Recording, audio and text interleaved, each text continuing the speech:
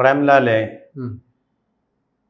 അതായത് ഇറാൻ സുരക്ഷാ മേധാവി അലി ലാരിജാനി ചാരണം കൊല്ലപ്പെട്ടതായിട്ട് ഇസ്രായേലിൻ്റെ പ്രതിരോധ മന്ത്രി ഇസ്രായേൽ കാറ്റ്സ് അവകാശപ്പെടുന്നുണ്ട്.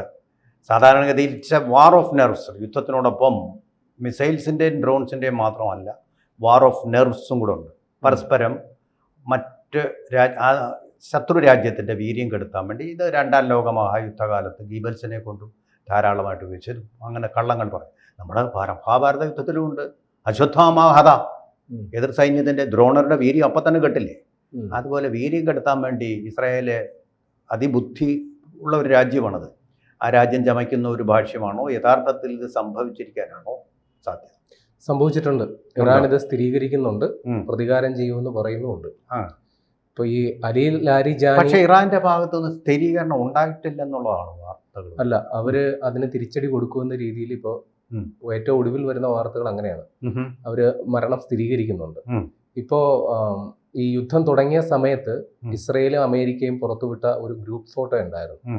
ഈ അയത്തുള്ള അലി ഖമനേയി ഒരു ഉന്നത സമിതി യോഗം ചേരുന്നത്. അതിന്റെ ഒത്ത മധ്യത്തിൽ ഖമനേയി നിൽക്കുന്നു. ഇതുവരെ ഇസ്രയേലും അമേരിക്കയും ലക്ഷ്യമിട്ട് വധിച്ച ആളുകളുടെ ചിത്രം മാത്രം ബ്ലാക്ക് ആൻഡ് വൈറ്റിലും ജീവിച്ചിരിക്കുന്നവരുടെ മാത്രം കളറിലും.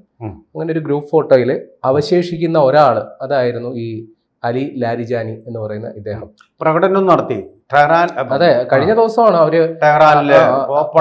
പ്രകടനം നടത്തി. ഇറാന്റെ പ്രസിഡന്റ് അടക്കം തെരുവിലിറങ്ങി ശക്തി പ്രകടനമൊക്കെ നടത്തി. അത് ജനങ്ങളുടെ ആത്മവിശ്വാസം വീണ്ടെടുക്കാനും ഞങ്ങൾക്ക് ഇതൊന്നും അല്ല.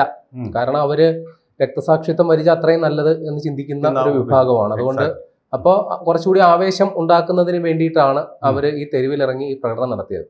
ഒരു പക്ഷേ ഇതുകൊണ്ട് കൂടിക്കൊണ്ടാവാം ഒരു ശക്തമായ ആക്രമണം. കാരണം അമേരിക്കയും ഇസ്രയേലും ഈ യുദ്ധത്തിന്റെ തുടക്കം മുതലേ തന്നെ ഞങ്ങൾ ജയിച്ചു കഴിഞ്ഞു, ഞങ്ങൾ ലക്ഷ്യങ്ങൾ നേടി എന്ന് പറഞ്ഞ അമേരിക്കയ്ക്കും ഇസ്രയേലിനും വീണ്ടും തുടരെ അവർ അവകാശപ്പെടേണ്ടി വന്നു. ഞങ്ങൾ ഇറാന്റെ മിസൈൽ കേന്ദ്രങ്ങൾ തകർത്തു, അല്ലെങ്കിൽ നിർണായകമായ ആയുധ സംഭരണശാലകൾ തകർത്തു. കൃത്യമായി ഇപ്പോഴും അമേരിക്കയ്ക്കും ഇസ്രയേലിനും ഇറാൻ എവിടെയൊക്കെയാണ് ഇത് ഒളിപ്പിച്ചു വെച്ചിരിക്കുന്നതിനെ കുറിച്ച് വലിയ ധാരണയില്ല. അപ്പൊ ഈ ഏറ്റവും ഒടുവിൽ വന്ന രണ്ട് വാർത്തകൾ, ഒന്ന് ലാരിജാനിയുടെ മരണം, കൊല്ലപ്പെടുത്തി എന്നുള്ള വിവരവും, അതോടൊപ്പം അമേരിക്ക പുറത്തുവിടുന്ന അല്ലെങ്കിൽ അവകാശപ്പെടുന്ന ഒരു സംഗതി ഇറാന്റെ ഏറ്റവും വലിയ മിസൈൽ ശേഖര ആ സംവിധാനവും ഞങ്ങൾ തകർത്തു എന്നുകൂടി പറയുന്നുണ്ട്. ഇപ്പോ ഇറാനെ സംബന്ധിച്ച് അവര് ഒരു വലിയ നേതൃത്വ പ്രതിസന്ധി നേരിടുന്ന അവസ്ഥയിലേക്ക് ഈ ലാരിജാനിയുടെ മരണം കൊണ്ടെത്തിച്ചിട്ടുണ്ട് എന്നുള്ളൊരു ഘട്ടത്തിൽ വന്നിട്ടുണ്ട്. കാരണം അവിടുത്തെ പ്രസിഡന്റ് പെസഷ്കിയാൻ അദ്ദേഹം തന്നെ കഴിഞ്ഞ ദിവസം ഒരു പ്രസ്താവന നടത്തേണ്ടി വന്നു. ഈ ഔദ്യോഗികമായിട്ട് ഒരു ഉത്തരവിന് വേണ്ടി കാത്തിരിക്കേണ്ടതില്ല, സൈനിക മേധാവികൾക്ക് സ്വന്തം നിലയിൽ അവർക്ക് ഉചിതമായ രീതിയിൽ വേണ്ട നടപടികൾ എടുക്കാം. കാരണം ഈ ഉത്തരവ് കൊടുക്കേണ്ട ആളുകൾ അത് പല കാരണങ്ങൾ കൊണ്ട്, ഒന്നുകിൽ അവർക്ക് ഗുരുതരമായി പരിക്കേറ്റത് കൊണ്ടോ, അല്ലെങ്കിൽ കൃത്യമായ കമ്മ്യൂണിക്കേഷൻ സംവിധാനങ്ങളുടെ സാധ്യമല്ലാത്തത് കൊണ്ടോ, അല്ലെങ്കിൽ അവർ ജീവിച്ചിരിക്കാത്തത് കൊണ്ടോ കൃത്യമായ ഉത്തരവുകൾക്ക് വേണ്ടി നിങ്ങൾ കാത്തിരിക്കേണ്ടതില്ല, നിങ്ങൾക്ക് ഉചിതമായ നടപടി എടുക്കാമെന്നുള്ള ഉത്തരവ്. അപ്പോൾ ഇപ്പോ ഇറാനിൽ അവശേഷിക്കുന്ന പറഞ്ഞ അവിടെ ഇടപെട്ടിട്ട് അതായത് നമ്മുടെ നരേന്ദ്രമോദി എടുത്ത തീരുമാനം, യുദ്ധം കൊടുമ്പിരി കൊള്ളുമ്പോൾ തീരുമാനങ്ങൾ നിങ്ങളുടേതായിരിക്കണം. രാഷ്ട്രീയ നേതൃത്വത്തിന്റെ ചോദ്യത്തിന് വേണ്ടി നിങ്ങൾ കാത്തിരിക്കേണ്ട. അവിടെ നിന്ന് അങ്ങോട്ട് വരുമ്പോൾ അമിത്ഷാ ഇന്ന് പോയി, പ്രധാനമന്ത്രി ഇന്ന് പോയി, പിന്നെ പ്രസിഡന്റ് പോയി കഴിയുമ്പോഴത്തേക്ക് യുദ്ധം തിരിച്ചടിക്കാനുള്ള സമയം കഴിയും. വളരെ ശരിയായ തീരുമാനമാണ്. പക്ഷെ ഇവിടെ ഇറാനെ സംബന്ധിച്ച് വേറൊരു കുഴപ്പം കൂടിയുണ്ട്. അവിടെ രാഷ്ട്രീയ നേതൃത്വം അധികാരം സൈനിക നേതൃത്വത്തിന് കൈമാറി. ഇന്ത്യയിൽ അതാണ് നടന്നത്. ഇന്ത്യയിലെ സേനാ മേധാവികൾക്ക് ഉചിതമായ തീരുമാനം. ഇവിടെ പ്രശ്നം ഇറാനെ സംബന്ധിച്ച് ഈ സേനാ മേധാവികളിൽ പലരും ഇപ്പോൾ ഇല്ല എന്നുള്ളതാണ്. അപ്പോൾ അവരെക്കാൾ താഴെ ഗ്രേഡ് ഉള്ളവരോ അല്ലെങ്കിൽ അവരുടെ സബോർഡിനേറ്റ്സ് ആയിട്ടിരുന്നവരോ ആണ് ഇപ്പോൾ നേതൃതലത്തിൽ അവർക്ക്. ഞാൻ അവിടെ ഒന്ന് ഇടപെട്ടോട്ടെ. അതായത് നേരത്തെയുള്ള ഇറാഖില് 13 ദിവസം കൊണ്ട് സദ്ദാം ഹുസൈനെ പിടിച്ചു കെട്ടിക്കൊണ്ടുപോയി തൂക്കിലേറ്റിയപ്പോൾ ഒരു പാഠം ഇറാൻ വാസ്തവത്തിൽ ഖമനേയി പഠിച്ചു. അതായത് ഒരു സെൻട്രൽ കമാൻഡ് സിസ്റ്റം വെച്ച് നമുക്ക് ജയിക്കാൻ പറ്റില്ല. അതുകൊണ്ട് 33 പ്രവിശ്യകളാണ്, പ്രോവിൻസസ് ആണ് ഇറാനുള്ളത്. ആ 33 പ്രവിശ്യകളിലും ഇറാൻ റവല്യൂഷണറി ഗാർഡ് കോർ ഉണ്ട്. ആ കോറിനെല്ലാം സ്വന്തമായിട്ട് ഓരോ പ്രവിശ്യക്കും സ്വന്തമായിട്ട് തീരുമാനം എടുക്കാം. ആ ഒരു മെക്കാനിസത്തിലാണ് ഇപ്പോൾ അവരുടെ വാർ സ്ട്രാറ്റജി. അതെ, അതിന്റെ ഒരു ദൂഷ്യഫലവും ഉണ്ടായി. കാര്യം അവർ ഈ GCC രാജ്യങ്ങൾക്ക് എതിരെ നടത്തിയ പല ആക്രമണങ്ങളിലും ഇറാൻ പിന്നീട് ഖേദം പ്രകടിപ്പിക്കേണ്ടി വന്നതെല്ലാം ഈ വികേന്ദ്രീകൃതമായിട്ട് നടത്തിയ ഈ ഇടപെടൽ. കാര്യം പലർക്കും അവർക്ക് യുക്തമായ, അവർക്ക് അങ്ങനെ തോന്നി, അവർക്ക് ശരിയെന്ന് തോന്നിയത് പല സ്ഥലങ്ങളിലേക്കും, ഇപ്പോ ഒമാനിലേക്ക് പോലും, അവരുടെ ഏറ്റവും അടുത്ത സൗഹൃദ രാഷ്ട്രമാണ്, ഒമാനിലേക്ക് പോലും ആക്രമണം നടന്നതിൽ പിന്നീട് അവരത് ഖേദിക്കേണ്ടി വന്ന ഒരു സാഹചര്യം കൂടി ഉണ്ട്.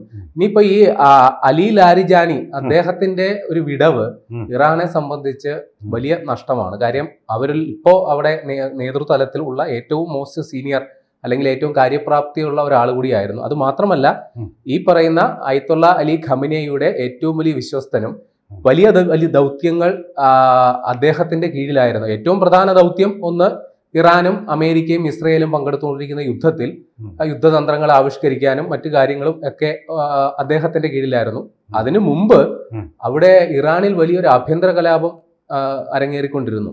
അവിടെ ഭരണവിരുദ്ധ പ്രക്ഷോഭങ്ങൾ അരങ്ങേറിക്കൊണ്ടിരുന്നു. അതിന് കാരണം അവിടെ സാമ്പത്തിക പ്രതിസന്ധിയും തൊഴിലില്ലായ്മയും അതിന്റെ പേരിലാണ് അവിടെ ഭരണവിരുദ്ധ പ്രശ്നങ്ങൾ ഉണ്ടായത്. പിന്നെ അവിടെ മതഭരണകൂടം അടിച്ചേൽപ്പിച്ച പല മതശാസനകൾക്കുമെതിരെ സ്ത്രീകളടക്കമുള്ളവർ ഈ ഹിജാബ് വിരുദ്ധ പ്രക്ഷോഭങ്ങളൊക്കെ നടത്തി. ഏതാണ്ട് അമേരിക്ക അവകാശപ്പെടുന്നത് പ്രകാരം ഇതിനെ അടിച്ചമർത്താൻ വേണ്ടി അവർ നടത്തിയ ഇറാൻ ഭരണകൂടം നടത്തിയ ഇടപെടലിനെ തുടർന്ന് ഏതാണ്ട് 36,000-ഓളം പേർ കൊല്ലപ്പെട്ടു. ഏതായാലും ഇറാൻ ഔദ്യോഗികമായിട്ട് തന്നെ ഏതാണ്ട് 3000 ചില്വാനം ആൾക്കാരുടെ മരണം ഇറാൻ തന്നെ ഔദ്യോഗികമായിട്ട് സ്ഥിരീകരിക്കുന്നുമുണ്ട്. അപ്പൊ ഇത്രയും വലിയ ഒരു പ്രതിസന്ധി നേരിട്ട, അല്ലെങ്കിൽ ആ ഭരണകൂടം ആ ഒരു ക്രൈസിസ് മാനേജ്മെന്റിന് വേണ്ടി ചുമതലപ്പെടുത്തിയിരുന്നത് ഈ അലി ലാരിജാനിയെ ആയിരുന്നു. ഇതുകൂടാതെ ഇറാൻ ഈ പറയുന്ന അന്താരാഷ്ട്ര സാമ്പത്തിക രാഷ്ട്രീയ ഉപരോധങ്ങൾക്കിടയിലും അവരുടെ ആണവ പദ്ധതികളുമായിട്ട് മുന്നോട്ട് പോയിരുന്നു എന്നുള്ളതാണ് വരുന്ന വാർത്തകൾ.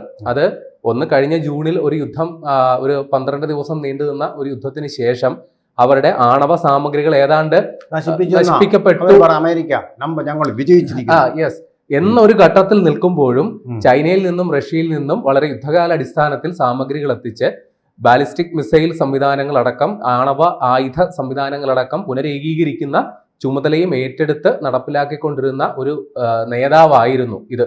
അപ്പൊ അദ്ദേഹവും ഇല്ലാണ്ടാകുക എന്ന് പറഞ്ഞാൽ ഇറാനെ സംബന്ധിച്ച് അത് തീർത്താൽ തീരാത്ത വിടവ് തന്നെയാണ്. ഇദ്ദേഹം ഒരു സൈനിക നേതാവ്, അതായത് നാഷണൽ സെക്യൂരിറ്റി കൗൺസിൽ സെക്രട്ടറി എന്നതിനുമുപരി ഒരു നയതന്ത്ര വിദഗ്ധനും കൂടിയായിരുന്നു. ഇപ്പോൾ നമുക്കറിയാം, ഇറാൻ എന്ന് പറയുന്ന ഒരു മതശാസനകൾക്കനുസരിച്ച് പ്രവർത്തിക്കുന്ന ഒരു ഭരണകൂടമാണ്. അവര് ഈ തന്ത്രത്തെക്കാൾ ഉപരി അവരുടെ വിശ്വാസത്തെ മുറുകെ പിടിക്കുന്ന, അല്ലെങ്കിൽ മത ബോധനങ്ങളെ മുറുകെ പിടിക്കുന്ന ഒരാൾ കൂടിയാണ്. പക്ഷെ അദ്ദേഹം, ഈ ലാരിജാനി എന്ന് പറയുന്നത് ഒരു ടെക്നോക്രാറ്റ് കൂടിയാണ്. അദ്ദേഹം ഈ വിശ്വാസം എന്നതിലുപരി സാങ്കേതിക വിദ്യയിലും ആശ്രയിക്കുക എന്നുള്ള ഒരു സംവിധാനത്തിൽ പോകുന്ന ഒരാൾ കൂടിയായിരുന്നു.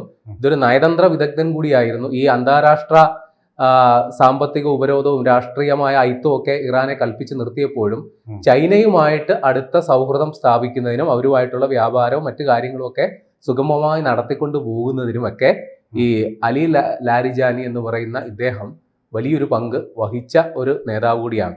അപ്പൊ ഇവിടെ ഇപ്പൊ ഇറാൻ ഔദ്യോഗികമായിട്ട് ഇദ്ദേഹം കൊല്ലപ്പെട്ടതായിട്ട് സ്ഥിരീകരിക്കുന്നുണ്ട്. അതുകൊണ്ട് തന്നെ നേരത്തെ തന്നെ അയത്തുള്ള അലി ഖമനേയുടെ വധത്തിൽ അവർ തിരിച്ചടി കൊടുക്കും, അവിടെ കൊല്ലപ്പെട്ട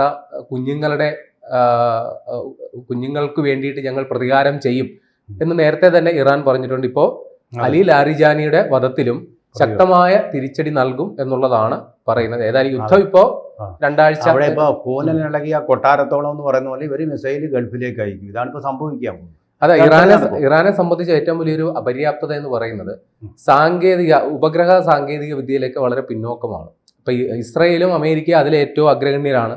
അവർക്ക് ഇപ്പോ ലാരിജാനിയെ എങ്ങനെയാണ് വധിച്ചത് എന്നതിനെ കുറിച്ച് നമുക്ക് കൃത്യമായ ഒരു ഊഹിക്കാം. കാര്യം കൃത്യം ലക്ഷ്യം കണ്ടെത്തി ആ ലക്ഷ്യം കൃത്യമായി അത് സാധിക്കാനായിട്ടുള്ള ഉപഗ്രഹ സംവിധാനങ്ങളും അല്ലെങ്കിൽ ചാര സംഘടന മൊസാദ് പോലെയുള്ള സംവിധാനങ്ങളും ഒക്കെ ഇസ്രയേലിനും അമേരിക്കയ്ക്കും ഉണ്ടാവും. പക്ഷെ ഇറാനെ സംബന്ധിച്ച് അവർക്ക് പരോക്ഷമായി ചൈന കൊടുക്കുന്ന ചില സഹായങ്ങൾ മാത്രമാണ് അവർക്ക് ഈ ലക്ഷ്യങ്ങൾ കണ്ടെത്താൻ, ഉപഗ്രഹ സംവിധാനങ്ങളുടെ ലക്ഷ്യങ്ങൾ കണ്ടെത്താൻ സാധിക്കുന്നത്. അതുകൊണ്ട് തന്നെ പല മിസൈലുകളും അവർ വിക്ഷേപിക്കുന്നുണ്ടെങ്കിൽ അത് ലക്ഷ്യം കാണാതെ പലയിടത്തും ചെന്ന്, അപ്പൊ ലക്ഷ്യം കൃത്യമായി അവർ കണ്ടെത്തിയിരുന്നെങ്കിൽ ഒരു പക്ഷേ ബെഞ്ചമിൻ നെതന്യാഹുവിന്റെ വധം എന്ന് പറയുന്നത് ഇപ്പോ ചില പ്രചാരണങ്ങൾക്കപ്പുറം അത് യാഥാർത്ഥ്യമാക്കാനും ഇറാനെ സംബന്ധിച്ച് വലിയ പാടൊന്നുമില്ല. അതിന് പറ്റിയ അത്രയും ദീർഘദൂര ശേഷിയുള്ള നിരവധി ബാലിസ്റ്റിക് മിസൈലുകൾ കയ്യിലുള്ള ഒരു രാജ്യം തന്നെയാണ് ഇറാൻ. പക്ഷെ അത് സൂക്ഷ്മമായി ആ ലക്ഷ്യം നേടിയെടുക്കാനായിട്ടുള്ള സംവിധാനങ്ങളുടെ അപര്യാപ്തത അവർക്ക് വല്ലാതെ അലട്ടുന്നുണ്ട് എന്നുള്ളതാണ് വാസ്തവം. കഴിഞ്ഞ ദിവസം ഒരു റിപ്പോർട്ട്, യുദ്ധ റിപ്പോർട്ടിൽ പറയുന്നത് ഇവരിപ്പോൾ പുതിയ പുതിയ ടെക്നോളജികൾ ആർജിക്കുന്ന അത്ഭുതത്തോടെ നോക്കുകയാണ് അമേരിക്ക എന്ന്. ഇപ്പം ഡാൻസിങ് മിസൈൽ എന്ന് പറഞ്ഞൊരു സംവിധാനമുണ്ട്. അതായത് ഈ പിന്നെ എയർ ഡിഫൻസ് സിസ്റ്റത്തിൽ നിന്ന് വരുന്ന മിസൈൽ എങ്ങോട്ട് വരുമ്പോഴത്തേക്ക് അത് അങ്ങോട്ട്, നമ്മൾ ഈ കൊതുക് കണ്ടിട്ടില്ലേ, കൊതുക് കടിക്കാൻ വരുന്ന കൊതുകിനെ നമ്മൾ അടിക്കാൻ ശ്രമിച്ചാൽ അതിൻ്റെ നമ്മൾ ഉദ്ദേശിക്കുന്ന ലക്ഷ്യത്തിലായിരിക്കത്തില്ല, അതിൽ നിന്ന് പാത മാറി സഞ്ചരിക്കും. അതുപോലൊരു ടെക്നോളജി ഉള്ളതാണ് ഈ ഡാൻസിങ് മിസൈൽ. അതിലേക്ക് ടെക്നോളജിയിലേക്ക് വരാൻ പോയിട്ടുണ്ടെന്ന് പറയുന്നു. പക്ഷേ നമുക്കിപ്പോൾ സമയം കഴിഞ്ഞതുകൊണ്ട് മൊത്തത്തിൽ അപഗ്രഥിക്കുമ്പോൾ ഈ യുദ്ധത്തിൽ അമേരിക്ക പരാജയപ്പെട്ടിരിക്കുന്നു, പക്ഷേ ഇസ്രായേൽ ജയിച്ചിരിക്കുന്നു. കൃത്യമായ ലക്ഷ്യങ്ങൾ കണ്ടേണ്ട ഇടവേളകളിൽ വിക്കറ്റ് വീഴ്ത്തുന്നത് പോലെ ഇറാൻ്റെ സൈനിക നേതൃത്വത്തെ ഓരോരുത്തരെയായിട്ട് വീഴ്ത്തിക്കൊണ്ട് ഏതാണ്ട് ക്രിക്കറ്റ് ജയിക്കുന്ന ഒരു ലക്ഷണത്തിലേക്ക് അവർ പോകുന്നുണ്ടെന്ന് ഊഹിക്കാം. പിന്നെ കഴിഞ്ഞ ദിവസം ഞാൻ ഈ റഷ്യൻ TV കാണുമായിരുന്നു. യുദ്ധം മുഴുവൻ അവരുടെ ന്യൂസ് ചാനൽ മുഴുവൻ ഈ ഇറാൻ യുദ്ധത്തെക്കുറിച്ചാണ് പറയുന്നത്. അതിനിടയ്ക്ക് അവർ പറഞ്ഞ ഒരു കാര്യം, ഇനി മോദിയെ പരാമർശിച്ചു. മോദിയെ പരാമർശിക്കുന്ന കൂട്ടത്തിൽ അദ്ദേഹം കപ്പലുകളെ സുരക്ഷിതമായി എത്തിച്ച കാര്യങ്ങളും പറയുന്ന കൂട്ടത്തിൽ അവർ റിപ്പോർട്ട് ചെയ്തൊരു കാര്യം, ഫിനിഷ് പ്രസിഡന്റ് പറയുന്നത് ഇന്ത്യ ഇടപെട്ടാൽ, ഇന്ത്യക്ക് മാത്രമേ യുദ്ധം നിർത്താൻ പറ്റൂ, ഇന്ത്യ ഇടപെട്ടാൽ യുദ്ധം തീരും.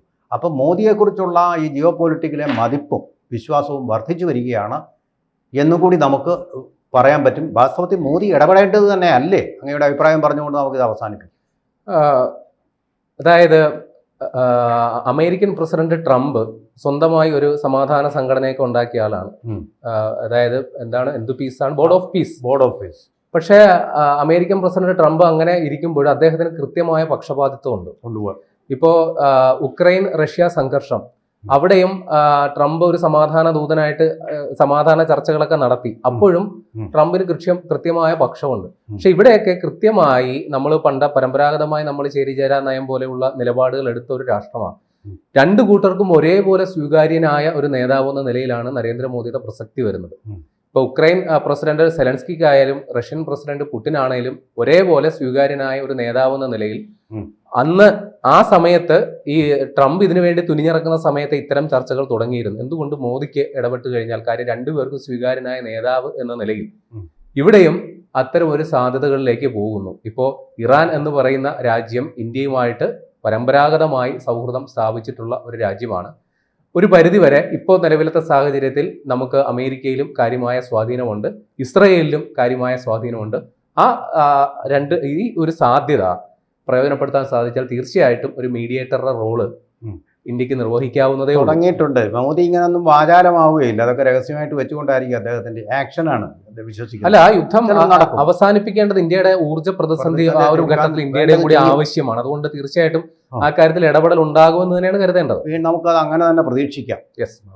കൂടുതൽ വാർത്തകളും വിശേഷങ്ങളും നിങ്ങളിലേക്ക് എത്താൻ ABC മലയാളം സബ്സ്ക്രൈബ് ചെയ്യുക, ബെൽ ബട്ടണും അമർത്തുക.